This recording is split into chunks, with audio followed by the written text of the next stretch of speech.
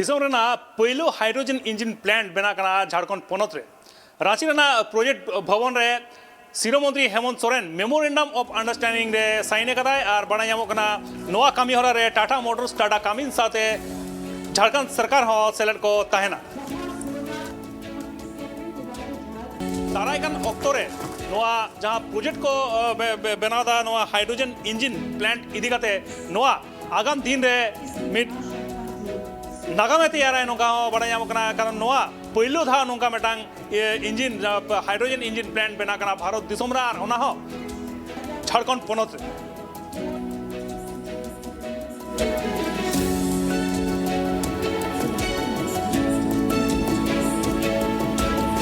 green energy को लेकर के जो चर्चाएं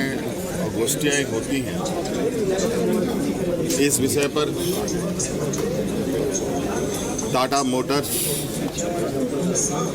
और टाटा कमिंस और झारखंड सरकार उद्योग विभाग ने देश में पहली बार